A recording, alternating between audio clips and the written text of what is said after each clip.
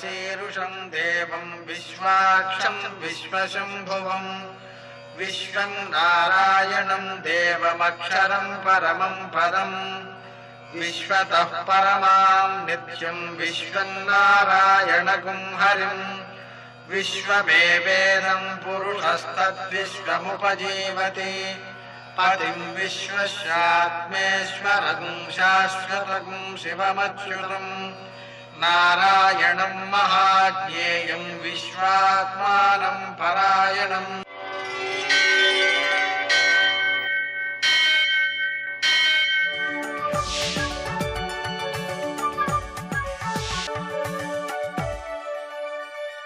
सूर्यशौर्यमथेन्दुरिन्द्रपदवी सन्मङ्गलं मङ्गलम्। मृत्युंजयाय रुद्राय नीलकंठाय संभवे अमृतेशाय सर्वाय महादेवाय ते नमः। सर्वमंगलमांगल्ये शिवे सर्वार्थसाधिके शरण्ये त्र्यंबके देवी नारायणि नमोस्तुते। నేటి కాలమాన విశేషాలను గమనిద్దాం. స్వస్తిశ్రీ చాంద్రమాన విజయనామ సంవత్సరం ఉత్తరాయణం వసంత ఋతువు చైత్రమాసం శుక్లపక్షం సోమవారం సూర్యోదయం 5:44 సూర్యాస్తమయం 6:18 తిథి ఏకాదశి ఉదయం 8:43 వరకు, నక్షత్రం పుబ్బ రాత్రి 8:30 వరకు, వర్జం శేషవర్జంగా ఉదయం 6:01 వరకు, మరణ వర్జం రాత్రి 3:32 నుంచి 5:06 వరకు, దుర్ముహూర్తం మధ్యాహ్నం 12:26 నుంచి 1:16 వరకు, మరల దుర్ముహూర్తం మధ్యాహ్నం 2:57 నుంచి 3:47 వరకు, అమృతకాలం మధ్యాహ్నం 2:03 నుంచి 3:40 వరకు, రాహుకాలం సోమవారం కాబట్టి ఉదయం 7:30 నుంచి 9 గంటల వరకు. నేటి విశేషం మతత్రయ ఏకాదశి, అలాగే కృష్ణ డోలోత్సవం, అలాగే రుక్మిణీ పూజ. ఏకాదశి కాబట్టి ఏకాదశి ప్రయుక్తంగా ఉపవాసం ఉండాలి. ఉపవాసక్రియ ఎలా ఉండాలి అంటే నిన్నటి రోజు రాత్రి భోజనం చేయకుండా పలహారం మాత్రమే చేయడం, ఈరోజు పూర్తిగా ఉపవాసం ఉండడం, ఒకవారి పలహారం చేయడం, అటు తర్వాత నిరంతరం రోజంతా నామస్మరణ చేస్తూ ఉండడం, రాత్రి వేళ జాగారం చేయడం, జాగార సమయంలో కూడా స్మరణే చేయడం, మరుసటి రోజు పారణ చేయటం, ద్వాదశి వెళ్ళిపోకుండా పగలంతా నిద్రపోకపోవడం, రాత్రి మళ్ళీ పలహారం చేయడం మొదలైనటువంటి చర్యలతో ఏకాదశి వ్రతం పూర్తవుతుంది. అదేవిధంగా మనకు కృష్ణడోలోత్సవం కాబట్టి కృష్ణుణ్ణి ఊయలలో వేసి ఊచాలి. ఊయలలో ఊచినట్లయితే ఏమవుతుంది అంటే మోక్షప్రాప్తి అని చెప్పారు. ఎంత అందమైన విషయం ఆలోచించేయండి. అలాగే రుక్మిణీ పూజ మనం చేసినట్లయితే ఏమవుతుంది? రుక్మిణీదేవి అంటే ఎవరు? రుక్కు అంటే బంగారం, ఆమె బంగారం అన్నమాట, పూర్తిగా లక్ష్మీదేవి. ఆ రుక్మిణీదేవిని మనం పూజ చేయడం ద్వారా ఆర్థికంగా లోటు ఉండదు. ఆ కార్యక్రమాలను చేయడం మంచిది. నేటి ఆణిముత్యాలు.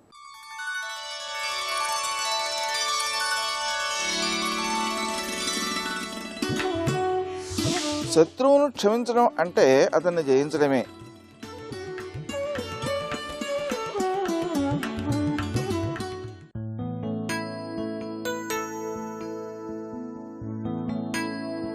చుట్టూ ఉన్నవారు మనని ప్రేమించాలంటే ముందు వారిని మనం ప్రేమించాలి.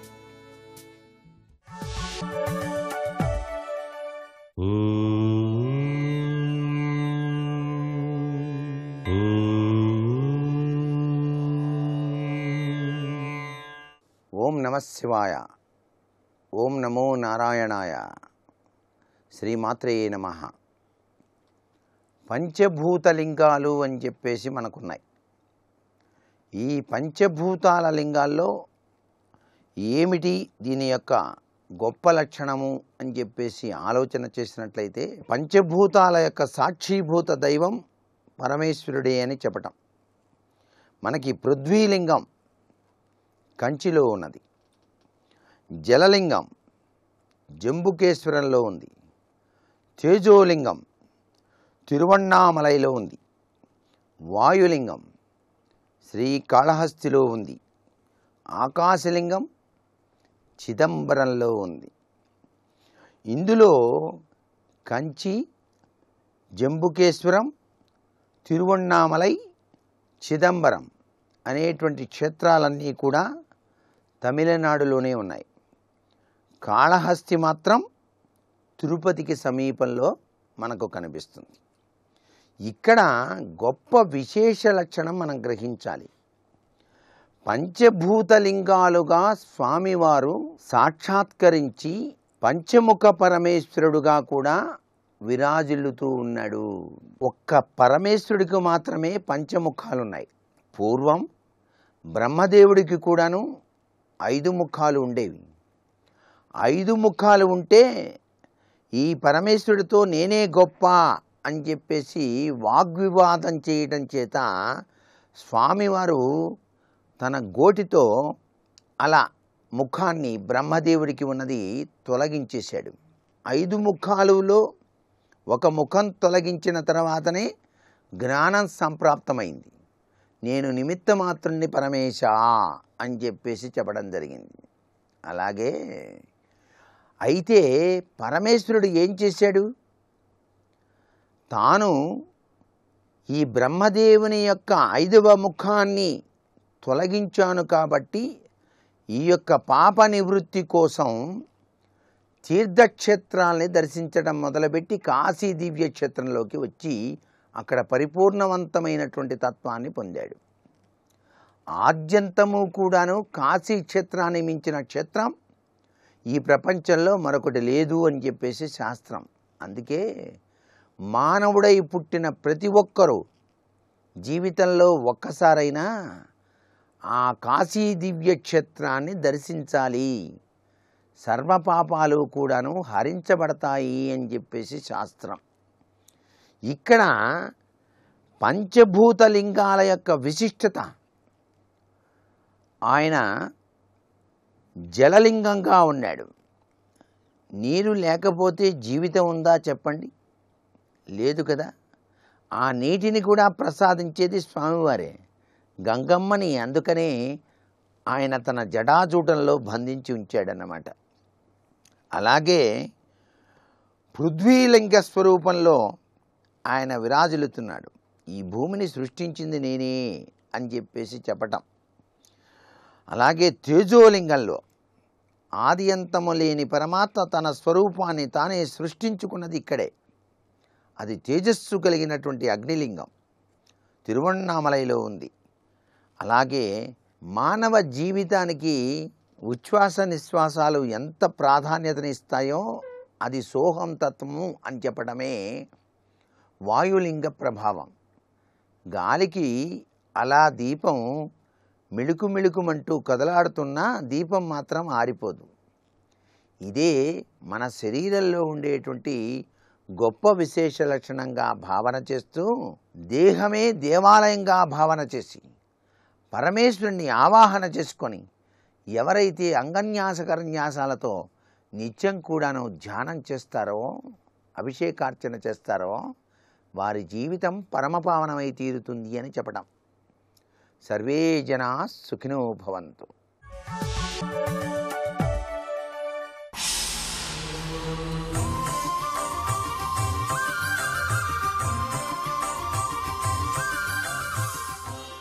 శతక సాహితీ సరస్వతికి నమస్కారం. తెలివిగా ఏదో చేయబోయి తలదూర్చి తీసుకోలేక వెలిమేను గాలిలో కొట్టుకోనరపిట్టనయ్యదను కలుగగా కోదండరమ్యమైన కైదండయీవే నిలువ ద్రొక్కి కొనంగా భద్రగిరి పుణ్యనిలయ శ్రీరామ. ఓ శ్రీరామచంద్ర ప్రభు, తెలివిగా ఏదో చేయబోయి తలదూర్చి తీసుకోలేక వెలిమేను గాలిలో కొట్టుకోన్. నా గురించి ఏం చెప్పమంటావయ్యా? నేను చాలా తెలివిగా ఏదో ఒకటి చెయ్యాలి, అద్భుతం అని తలదూర్చి, ఏదో ఒక అంశంలో తలదూర్చి తీసుకోలేక ఆ తల దూర్చటం అయితే నాకు తెలుస్తున్నది కానీ ఆ తలని మళ్ళీ తీయలేకపోతున్నాను. అట్నుంచి మళ్ళీ తలని మాత్రమే దూరుస్తున్నాను కానీ ఆ అంశంలోకి సంపూర్ణంగా వెళ్ళలేకపోతున్నాను. తెలివిగానేదో చేయబోయి తలదూర్చి తీసుకోలేక వెలిమేను గాలిలో కొట్టుకోన్. మిగతా శరీరం అంతా గాలిలో కొట్టుకుంటున్నది. ఒక పిట్ట వలలోకి పట్టుబడి తల ఏమో వలలోకి వెళ్ళిపోయి రెక్కలు చిక్కుకుని అది బయట మిగతా శరీరం ఉండి కొట్టుకుంటున్నట్టుగా నా పరిస్థితి ఉన్నదయ్యా. కలుగగా కోదండరమ్యమైన కైదండ ఈవే. ఓ స్వామి, నేను తలదూర్చి వలలో చిక్కుకున్నటువంటి పిట్టలాగా చిక్కుకుని మిగతా శరీరం అటువైపుకి వెళ్ళలేక ఈ తలను మళ్ళీ వెనక్కి తీసుకోలేక నేను విలవిలా కొట్టుకుంటున్నాను. నీ పైన భక్తితో నేను ఎంతో నిన్ను కొలుస్తున్నానయ్యా, ఎంతగానో ఆరాధిస్తున్నాను. ఈ సమయంలో దయ కలుగగా దయ కలిగి నీకు కోదండరమ్యమైన కైదండ నీవే. ఆ మహాశక్తిమంతమైనటువంటి కోదండ ధనువుని పట్టుకునే నీ చేతిని, నీ కృపాకరమును నాకు చేయూతగా ఇవ్వయ్యా, నాకు ఊతంగా ఇవ్వు. నిలువద్రొక్కి కొనంగా నేను విలవిలా కొట్టుకుంటున్నాను. నా కాళ్ళు నేలకే ఆనటం లేదు, చాలా ఇబ్బంది పడుతున్నాను. ఇప్పుడు నువ్వు నీ కోదండరమ్యమైనటువంటి ఆ శ్రీకరమును, ఆ కోదండాన్ని ధరించేటువంటి ఆ బలమైన ఆ చేతిని, ఆ శ్రీకరాన్ని నాకు ఊతంగా ఇవ్వయ్యా. నేను నిలువద్రొక్కి కొనంగా నేను కాస్త నిలబడతాను. ఈ అంశములలోకి తలదూర్చి నేను రాలేక ఈ విషయములలో పడి ఇబ్బందులు పడుతున్నాను స్వామి, నన్ను వచ్చి ఆదుకో అంటూ పరమ భక్తితో, సర్వసమర్పణతో, ఆర్తితో ఆ శ్రీరామునికి అద్భుతమైనటువంటి శతకాన్ని వ్రాసి సమర్పించిన మహాకవి విశ్వనాథ సత్యనారాయణ గారి భద్రగిరి శతకంలోని మరి ఒక పద్యం గురించి రేపు ఉదయం తెలుసుకుందాం. జై శ్రీరామ్. ఉన్నది నీవొక్కడవే ఉమానాథ, నాకున్నది నీవొక్కడవే ఉమానాథ, ఉన్నది నీవొక్కడవే ఉమానాథ. జయ శంకర పార్వతీపతే మృడశంభో శశిఖండమండన మదనాంతక భక్తవత్సల ప్రియ కైలాస దయాసుధాంబుధే. శివాయ గురవే నమః. శ్రీమాత్రే నమః. శ్రీ విష్ణురూపాయ నమః శివాయ. పార్వతీదేవి అమోఘమైన తపస్సు చేస్తూ ఉండగా సప్తర్షులకు అమ్మవారి తత్వాన్ని బోధించిన తర్వాత పరమేశ్వరుడు ఒక వృద్ధ బ్రహ్మచారి వేషం ధరించి అమ్మవారి సమీపానికి వచ్చాడు. అతీవ స్థవిరో విప్రదేహధారి స్వతేజస ప్రజ్వలన్ మనసా హృష్టో దండీ ఛత్రి బభూవ సహ. అతీవ స్థవిర, బాగా ముదుసలి రూపంతో ఉన్నట్ట. పైగా దండీ ఛత్రి, చేత్తో కర్రను పట్టుకున్నాడు, ఒక గొడుగును పట్టుకుని వంగినటువంటి శరీరంతో అక్కడికి వచ్చాడు. పైగా మంచి తేజస్సుతో బ్రహ్మవర్చస్సుతో ఉన్నట్ట పరమేశ్వరుడు. అక్కడికి వచ్చేటప్పటికల్లా ఆ తపోభూమి వద్ద మహాతేజస్సుతో ఉన్నటువంటి అమ్మవారిని చూసి ఎప్పుడైతే ఒక అతిథిగా అతడు చేరాడో వెంటనే మహాతేజస్సుతోని బ్రహ్మచారి ఎవరో అని అతిథి మర్యాద చేసిందిట ఆ తల్లి. పూజోపహారములన్నీ సమర్పించి ఆ వృద్ధుని కూర్చోపెట్టిన తర్వాత అతడు కుశల ప్రశ్నలు వేస్తూ, ఎవరు నువ్వు, ఇక్కడ ఇలా తపస్సు చేయడంలో విశేషమేమిటి అని అడిగాడు. నా సంగతి తర్వాత చెప్తాను, తమరు మహాబ్రహ్మవర్చస్సుతో ప్రకాశిస్తున్నారు, వేదము మూర్తీభవించిందా అన్నట్లు మీరు ఈ విధంగా ఉన్నారు. ఇటువంటి దివ్య రూపాన్ని నేను ఇంతవరకు చూడలేదు. ఇంత తేజస్సంపన్నులైన మీరు ఏ కారణం చేతి ఇలా ఇక్కడికి విచ్చేశారో తెలుసుకోవాలనున్నది అంటే, నాకు కారణం ఏమున్నది, నేను స్వేచ్ఛాచారిని అని చెప్పేట. అహం ఇచ్ఛాభిగామి అంటే ఎటు ఇష్టం పుడితే అటు పోతూ ఉంటాను, అలా స్వేచ్ఛగా సంచరిస్తూ ఉంటాను, నన్ను ఎవరు ఆపలేరు సుమా. ఈ మాటలో ధ్వని ఉన్నది. స్వేచ్ఛగా సర్వత్రా వ్యాపించేవాడే పరమేశ్వరుడు. పైగా వృద్ధ, చాలా ముసలివాడిని నేను అన్నాడు. నిజమే, నమో వృద్ధాయ చ సమృద్ధనే చ అని రుద్రమే చెప్తున్నది. ఆయన వృద్ధుడు కాగలడు, బాలుడు కాగలడు, తరుణుడు కాగలడు. పైగా ఏదో తపస్సు చేసుకుంటూ ఉంటాను నేను. ఇతరులకు సుఖం కలిగించడం, శుభం కలిగించడం, ఉపకారం కలిగించడం నా స్వభావము అన్నాడు. ఈ చెప్పిన మాటలన్నీ ఇంకో రకంగా ధ్వనులే, సత్యములే. తపస్వీ సుఖదోన్యేషాం ఉపకారేణ సంశయ, అందరికి ఉపకారం కలిగిస్తూ ఉంటాను. ఎందుకో ఇటు వెళ్తూ వెళ్తూ ఉంటే ఈ ఆశ్రమాన్ని చూసి ఒక్కసారి నిన్ను పలకరించాలనిపించింది, నీకేదైనా ఉపకారం కావాలంటే చెయ్యాలనిపించింది. ఇంతకీ నువ్వెవరు? కాత్వం కశ్యాసితనయా, నువ్వెవరు, ఎవరి కూతురివి? చాలా భయంకరమైన తపస్సు చేస్తూ ఉన్నావు. చూడ్డానికి నబాలా నచ వృద్ధాసి తరుణీ భాసి శోభన, నువ్వు బాలికవి కావు, వృద్ధురాలివి కావు, మంచి యవ్వనంలో కనిపిస్తున్నావు. ఇంతకీ నీ భర్త ఎక్కడున్నాడేమిటి? నీ భర్తతో కలిసి తపస్సు చేస్తున్నావా? తపస్సు చేస్తున్నట్లయితే నీ భర్త ఎక్కడికి వెళ్ళాడు? అసలు నీలాంటి దాన్ని విడిచి నీ భర్త ఎక్కడికి వెళ్ళగలిగాడు? నిన్ను ఒంటరిగా విడిచిపెట్టడం వల్ల నువ్వు కష్టపడి ఈ విధంగా తపస్సు చేస్తున్నావా అని అన్ని వివరములు అడిగాడు ఇక్కడ. పైగా నిన్ను చూస్తూ ఉంటే నీ తేజస్సు సాక్షాత్ వేదమాతవా, లక్ష్మీదేవివా, సరస్వతివా అని అడిగాడు. అప్పుడు పార్వత్యువాచ, పార్వతీదేవి చెప్తున్నది, నాహం వేద ప్రసూర్విప్రా నలక్ష్మిశ్చ సరస్వతి, నేను వేదమాతని కాను, లక్ష్మీదేవిని కాను, సరస్వతిని కాను, నేను హిమవంతుని యొక్క కుమార్తెను, నా పేరు పార్వతి. నేను ఒకానొక మహాకారణం కోసం ఇక్కడ తపస్సు చేస్తున్నాను. ఒక దివ్య లక్ష్యాన్ని నేను సిద్ధిగా పెట్టుకుని తపస్సు చేస్తున్నాను. నాకు తెలిసినది అటువంటి సిద్ధికి నేను తగనిదానను, నా తపస్సు చాలదు అని తెలిసి ఇంకా ఈ శరీరాన్ని త్యజించాలి అనుకుంటూ ఉంటే తమరిక్కడికి విచ్చేశారు. కృత్వా తపకఠోరంచ సుచిరం, చాలా కఠోరమైన తపస్సు ఇప్పటి వరకు చేశాను, ఇంకా నా తపస్సు ఫలించట్లేదు. పైగా నేను ఇదివరకు ఇక్కడ వేసుకున్న మొక్కలు ఇవన్నీ పెద్ద వృక్షాలై పండేవి, కానీ నా తపస్సు మాత్రం పండలేదు. ఇప్పుడు ఇక్కడ అగ్నిని రగుల్చుకున్నాను, ఈ అగ్నిలో ఇంక నేను ప్రవేశించదలుచుకున్నాను. ఈ లోపల మీరు వచ్చారు. ఇటువంటి పవిత్రమూర్తి సన్నిధిలో ఈ అగ్నిలో ప్రవేశించడం కూడా నాకు సంతోషమే. ఇప్పుడు ఈ శరీరము ఈ జన్మలో ఈ తపస్సిద్ధికి సరిపోలేదు, అందుకే ఈ శరీరాన్ని త్యజించి మరొక జన్మలో నేను ఆ తపస్సు చేసి నేను అనుకున్నది సాధిస్తాను అంటూ ఆమె అగ్నిలో ప్రవేశిస్తున్నది. అప్పుడు ఆపేట్ట, వద్దొద్దు, నిప్పులో దూకవద్దు, కాస్త నా మాట విను అంటున్నాడు వృద్ధ బ్రాహ్మణుడు. నిషిధ్యమానా పురతో బ్రాహ్మణేన పునఃపునః వహ్ని ప్రవేశం కుర్వంత్యాః పార్వత్యాస్తత్ప్రభావతః. ఎంత నిషేధించినప్పటికీ వినకుండా అగ్నిలో దూకింది అమ్మవారు ఒక్కసారి అక్కడ. ఎప్పుడైతే పార్వతీదేవి అక్కడ రగులుతున్నటువంటి అగ్నిలో దూకినదో చిత్రంగా ఆ అగ్ని అంతా కూడా చల్లారి చందన పంకవత్, ఒక చందనములా మారిపోయింది చల్లగా. ఆ చందనం మధ్యలో అమ్మవారు కూర్చుని ఉన్నారు. ఇప్పుడు ఇసుమంతా కూడా వసివాడలేరు అమ్మవారు. క్షణం తదంతరే స్థిత్వా, ఆశ్చర్యచకితురాలవుతున్నది.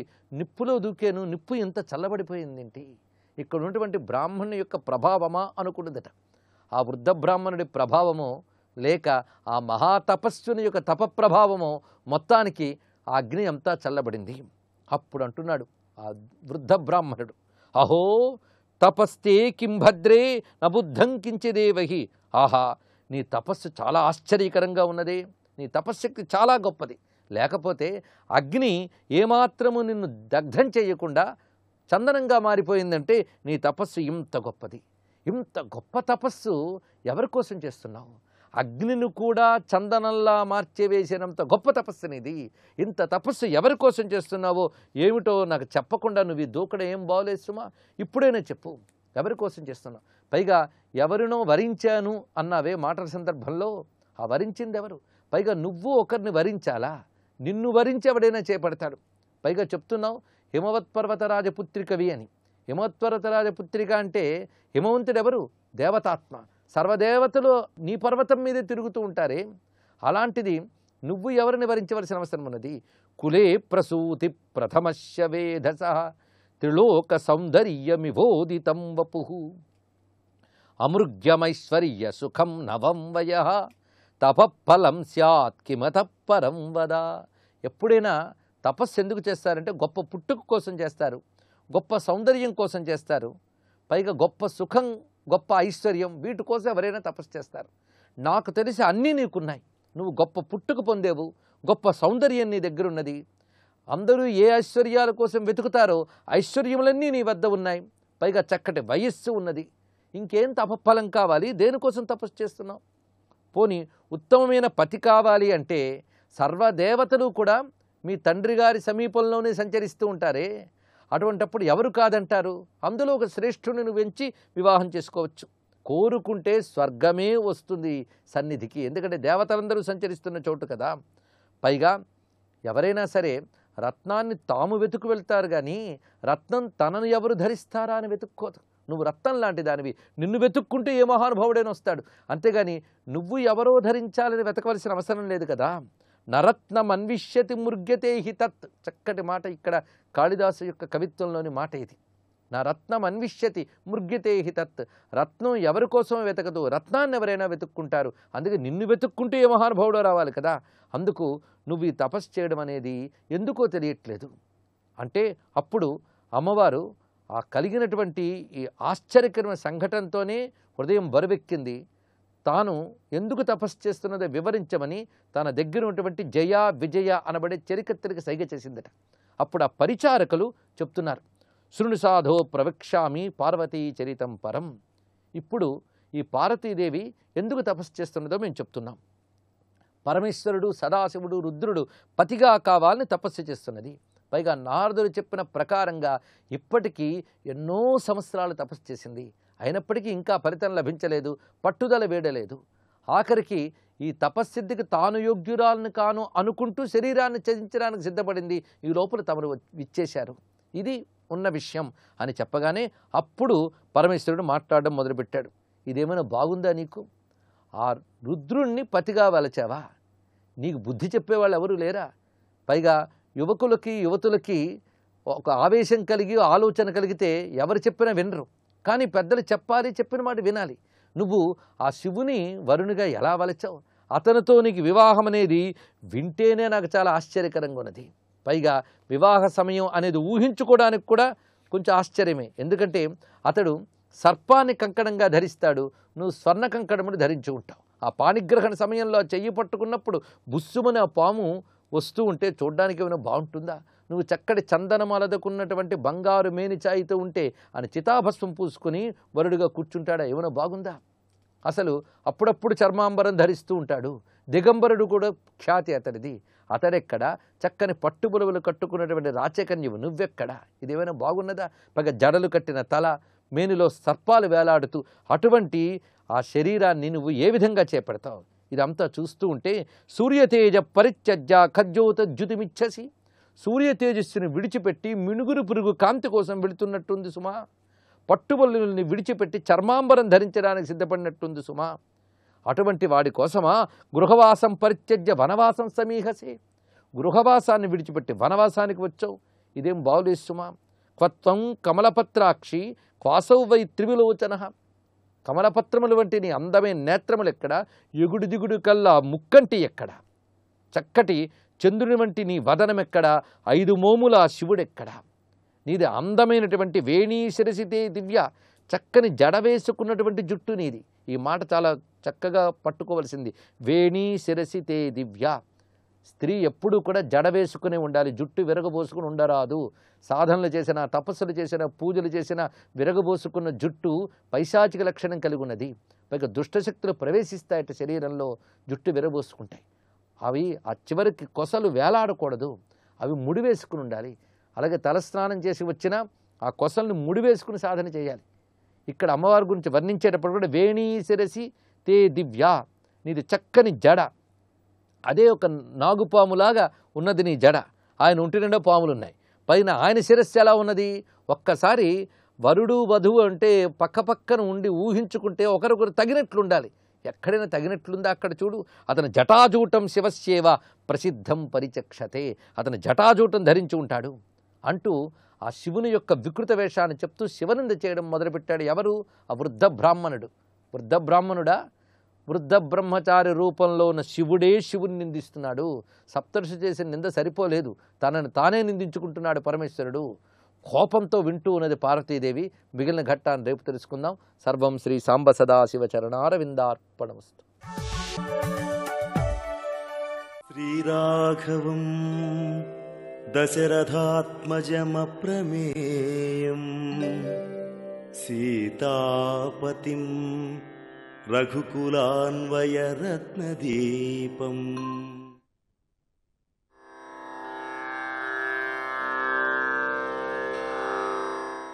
రాఘవ ప్రత్యయార్థం తు దుందుభేః కాయముత్తమం దర్శయామాస సుగ్రీవో మహాపర్వత సన్నిభం. సుగ్రీవుడు రాముని విషయంలో నమ్మకం కలగటానికై కొండలాగా ఉన్న దుందుబి రాక్షసుడు శరీరాన్ని చూపించాడని తాత్పర్యం. వాళ్ళ యొక్క బల పరాక్రమాలను సుగ్రీవుడు చెప్పాడని తెలుసుకున్నాం కదా. సుగ్రీవుడు వాలి వీరత్వం గురించి చెప్పి రామలక్ష్మణుల వంక చూశాడు. రామలక్ష్మణుడు నవ్వి వాలి యొక్క బలం గురించి బాగా వర్ణించి చెప్పాడు. అంటే మా అన్నగారి బలాన్ని శంకిస్తున్నావన్నమాట అని లక్ష్మణుడు, బాగుంది, మీ అన్న బలం గురించి చెప్పావు, చాలా సంతోషం. అంటే వాలి బలం గురించి నువ్వు బాగా వర్ణించి చెప్పావయ్యా, అంటే ఇప్పుడు మా అన్నగారి బలాన్ని నువ్వు చూడాలా అనేటువంటి నువ్వు తెలియనటువంటి మాటలతో చెప్తున్నావు, శంకిస్తున్నావని బాగా తెలిసింది. సరే, మా అన్నగారు బలవంతుడు అని నిరూపించుకోవటానికి ఏం చేయాలి, ఏ పని చేస్తే నీకు నమ్మకం కలుగుతుంది అని సుగ్రీవుడిని ప్రశ్నించాడు. అప్పుడు సుగ్రీవుడు, లక్ష్మణ, ఒక్కసారిగా 7 మద్ది చెట్లను వాలి పడగొట్టాడు. ఇప్పుడు రాముడు ఒక్కొక్క దాన్ని ఒక్కొక్క బాణంతో పడగొట్టాలి. దుందుబి శరీరాన్ని కాలితో తన్ని 800 గజాల దూరంలో పడేటట్లు చేయాలి అన్నాడు. ఆ దుందుబి శరీరం ఎందుకు ఉండాలి ఇక్కడ అని అంటూనే ఆ మాటలు విని రాముడి కళ్ళు ఎర్రబడ్డాయి. అంతవరకు ఊరికే కూర్చున్నవాడు లేచాడు. అప్పుడు సుగ్రీవుడు, రామా, వాలి గొప్ప వీరుడు, శూరుడు. అతడి బలం గురించి ముల్లోకాల వారికి కూడా తెలుసు. అతడు వానరుడే కానీ యుద్ధాల్లో అతడు ఎప్పుడూ కూడా ఓడిపోలేడు, ఎప్పటికీ ఓడిపోలేదు. దేవతలు కూడా చేయలేనటువంటి పనులను చేశాడు, ఎవరి చేత కూడా కానటువంటిది. అందుకే నేను అంతటి బలశాలికి భయపడి ఋష్యముఖ పర్వతం మీద నేను ఇక్కడ ఉంటున్నాను, దాక్కొని ఉంటున్నాను. వాలి కోపిష్టి, వాడిని ఎదిరించలేం మనం. వాడు ఇక్కడికి రాలేకపోయినా ఎవరినో ఒక్కడిని ఇక్కడికి పంపిస్తాడనేటువంటి దిగులుతో నేను భయపడుతున్నాను.